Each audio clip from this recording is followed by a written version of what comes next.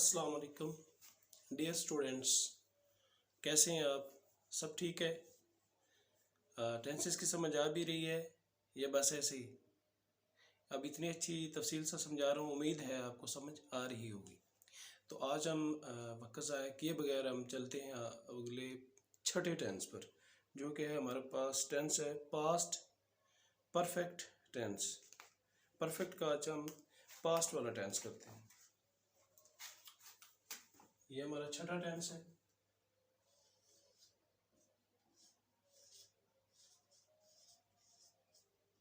Past perfect tense. Fail माजी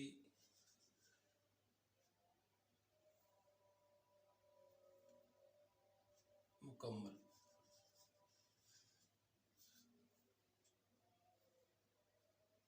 present perfect tense जो था वो फेल हाल मुकम्मल था, ये फेल माजी मुकम्मल है। यानी कि ऐसा काम जो मुकम्मल हुआ होगा लेकिन गुजरे हुए ज़माने में हुआ होगा। इसके उर्दू में पहचान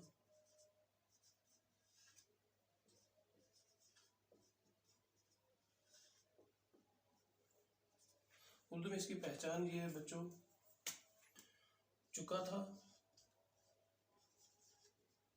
चुकी थी, चुके थे वगैरह आता है।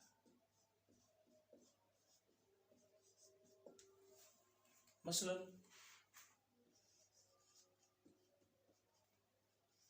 वो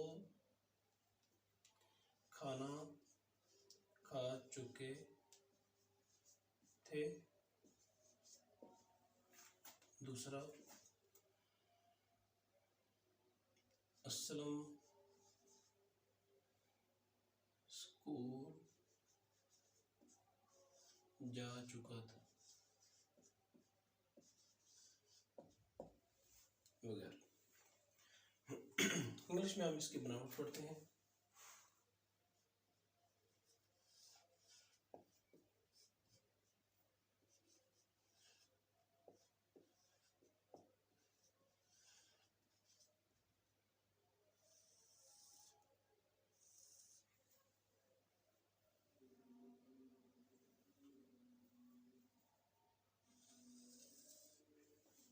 इंग्लिश में बनावट बच्चों सबसे पहले हम सिंपल सेंटेंसेस की करते हैं।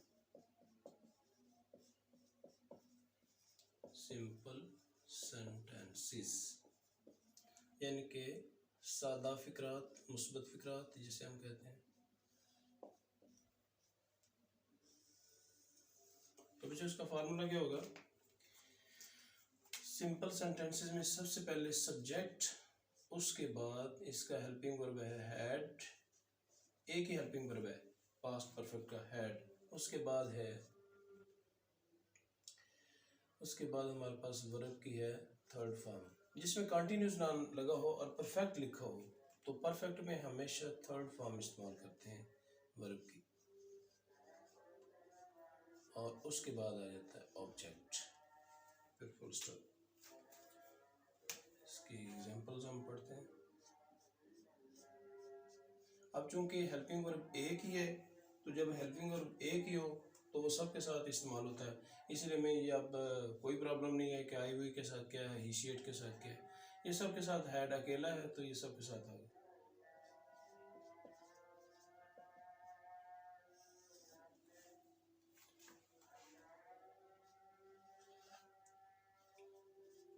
वो खाना खा चुके थे।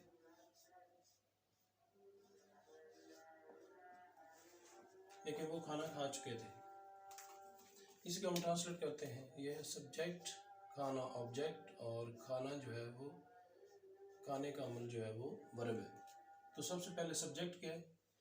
जमा में है तो दे के साथ हेड लगा दिया। उसके बाद वर्ब की तीसरी फॉर्म खाना की, ईट एट ईटन, और आखिर पर उसका ऑब्जेक्ट फूड। बड़ा ही आसान टेंस है, ये आपको बड़ी जल्दी समझ में आ जाएगा। असलम स्कूल जा चुका था। तो क्या लिखा जाएगा बच्चों? असलम सब्जेक्ट आ गया, हेल्पिंग वर्ब अकेला ही एक ही है, हैड आ गया, उसके बाद वर्ब की तीसरी फॉर्म जाना कि गो वेंट गॉन, तो बन गया असलम हैड गॉन, तो किधर गया? School, to school. इसी तरह अगर फिक्र हम करते हैं, बारिश हो चुकी थी, बारिश हो चुकी थी, तो बारिश हो चुकी में क्या आ गया बच्चों? इट हैड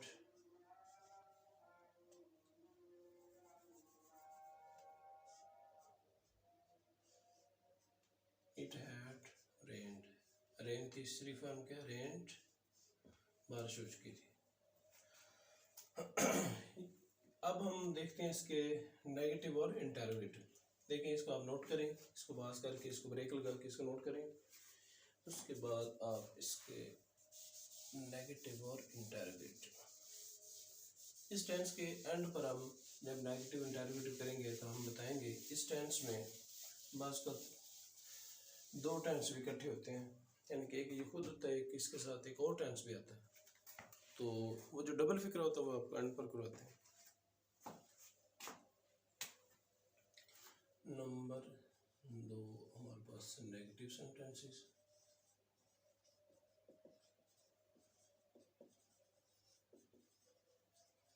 इधर है इंटरोगेटिव सेंटेंस।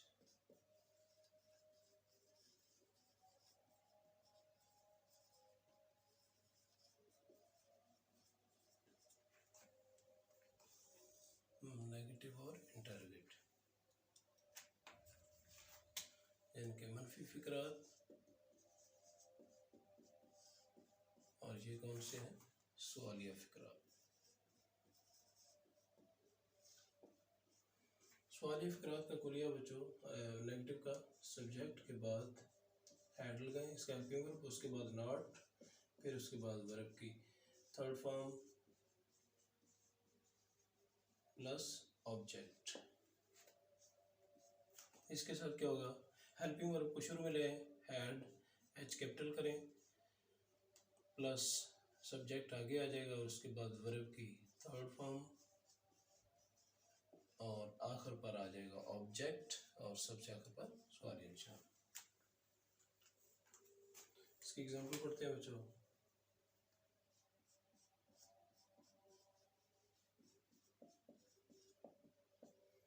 इधर इसकी एग्जांपल लिखते हैं। ये एक दफ़ा तफसील से इसलिए समझाया जा रहा है ताकि आप अपनी कापियों पर, डायरियों पर नोट करें। इसी तरह डिफरेंट मार्कर्स इस्तेमाल करने का मतलब भी ये कि आप वहाँ पर भी अपनी जो डायरीज हैं वो प्यारी करके बनाएं। हमारे पास इसकी एग्जांपल हम लेते हैं। धोबी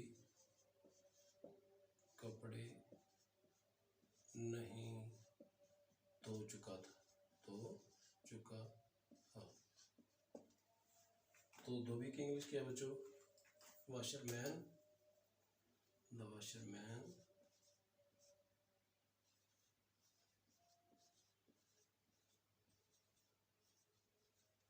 उसके साथ हैड, सब्जेक्ट के बाद हैड लगाया, फिर नॉट लगाएं, हैड नॉट, दोनों की फॉर्म में वॉश्ड और क्लोज।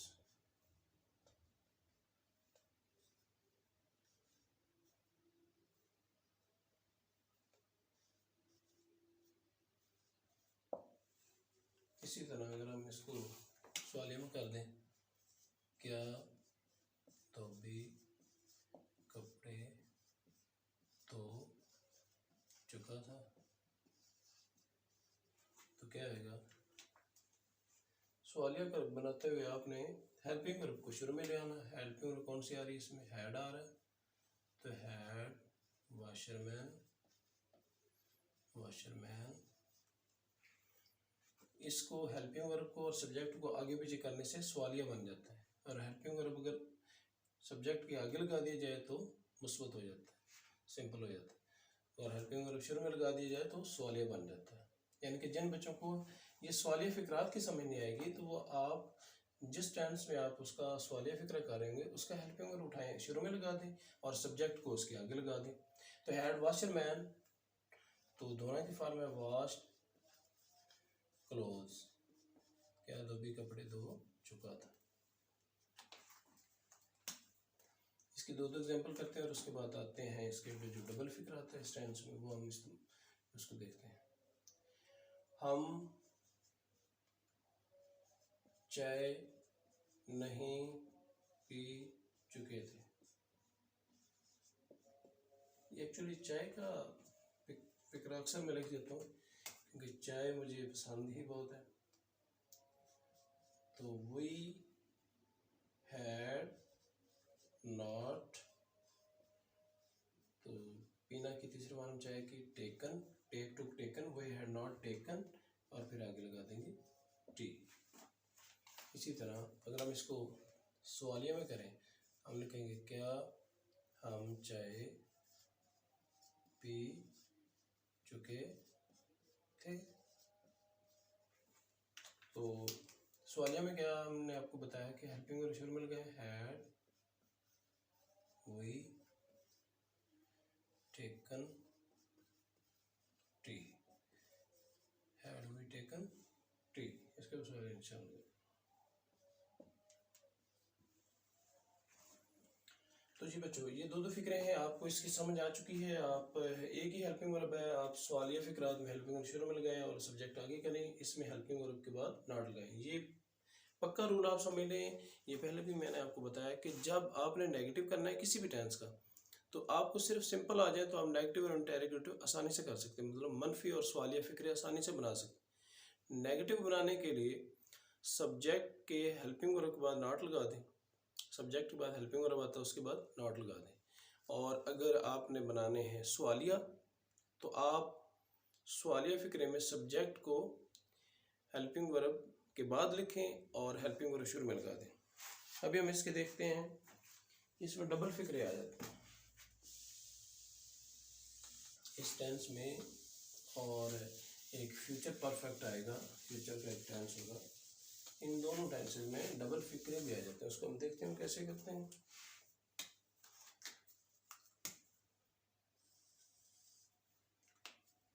इसका हम लिखते हैं जी, हम लिखते हैं नोट।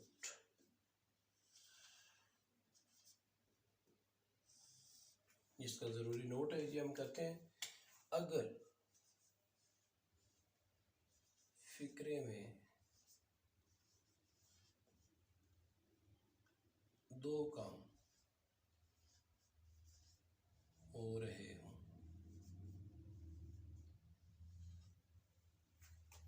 तो जो काम पहले मुकम्मल होगा उसका तर्जमा, यानी कि एक डबल फिक्र है, अभी आपको लिखेंगे तो आपको समझ आएगी। तो जो पहले काम मुकम्मल होगा उसका तर्जमा इसी टेंस में किया जाएगा,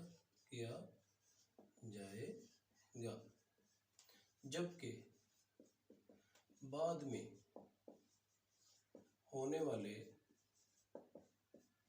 काम का तर्जमा, यानी कि उसकी जो इंग्लिश है, इंग्लिश में ट्रांसलेट जो आप कर रहे हैं, वो बाद में होने वाले काम का तर्जमा पास्ट इंडेफिनिट, कौन सा टेंस, पास्ट इंडेफिनिट टेंस में, पास्ट इंडेफिनिट टेंस में होगा। मसलन इसके हम मिसालें ले देते हैं, इसकी एग्जांपल्स। अब दो काम कैसे नजर आएंगे, जैसे मैंने अभी फिक्र लिखता हूँ, डॉक्टर के आने से पहले मरीज मर चुका था, मर चुका था। देखें, अब इसमें दो काम हो गए, एक डॉक्टर के आने से पहले एक फिक्र ये, और एक है मरीज मर चुका था। तो अभी आपको ये हमने समझाया कि अगर फिक्रे में दो काम होते हैं, दो काम हो रहे हैं, तो उसमें जो काम पहले मुकम्मल हो चुका होगा उसको आप पहले ट्रांसलेट करेंगे, और किस टेंस में करेंगे? इसी टेंस में, यानी कि पास्ट परफेक्ट टेंस में ही आप उसको ट्रांसलेट करेंगे। और जो ये बाद में काम हो रहा है डॉक्टर के आने से पहले, इसको आप करेंगे पास्ट इंडेफिनिट टेंस में। अब ये पहले लफ्ज जो है, इसमें हम पहले की जगह पर बिफोर लगाएंगे, लफ्ज पहले की जगह बिफोर का इस्तेमाल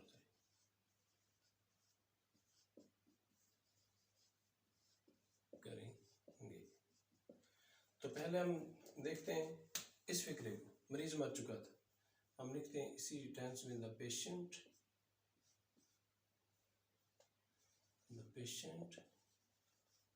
हैड डाइड। ये हमने लिख लिया कि मरीज मर चुका था, लेकिन डॉक्टर के आने से पहले बिफोर।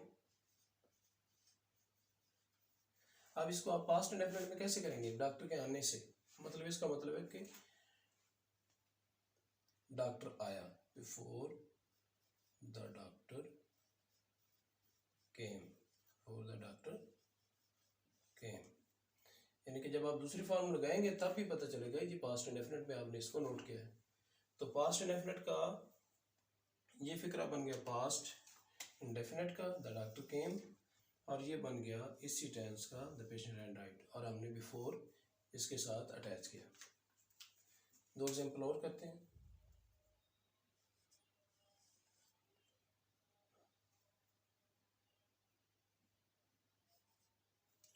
तुलबा के लड़कों के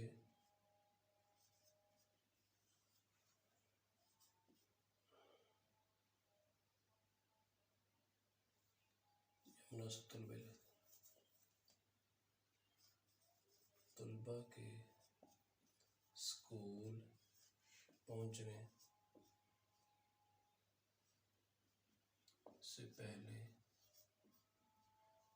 चपड़ासी घंटी बजा चुका था।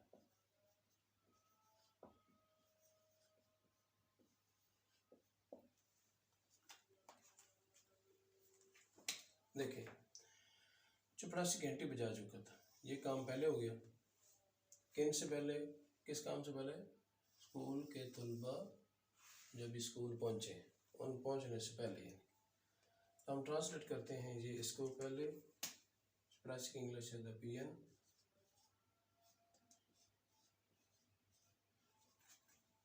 इसी टेंस में हैड इस्तेमाल करेंगे, हैड। रिंग की तीसरी फॉर्म है रिंग, रैंग, रंग। द पीएन हैड रंग द बेल। आगे बिफोर द स्टूडेंट्स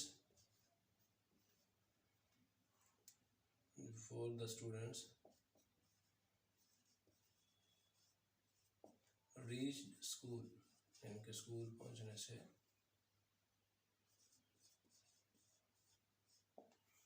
या यहाँ पे अगर आ जाता तुलबा के स्कूल आने से पहले, तो before the students came school, तो दूसरी फॉर्म इस्तेमाल होती है। यहाँ पे हमारे पास और फिक्र है, मेरे आने से पहले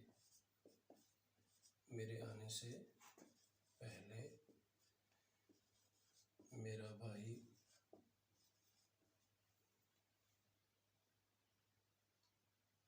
मेरा इंतज़ार कर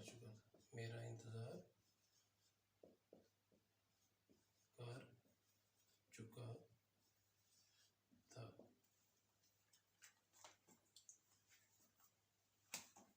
तो बच्चों, ये मैंने ये रेड में इसको उर्दू में लिखा और रेड में ही इसकी इंग्लिश कर ली, तो अगर वो ब्लू में होता ज़्यादा वाज़ेह होता। चलें, एक फिक्र ये ब्लू में करते हैं। मेरा इंतज़ार कर चुका था, ये काम पहले हुआ है और मेरे आने से पहले। तो लिखा जाएगा माई ब्रदर, मेरा भाई इंतज़ार। आप इसको ट्रांसलेट करें जो काम पहले हुआ है वो है जी माई ब्रदर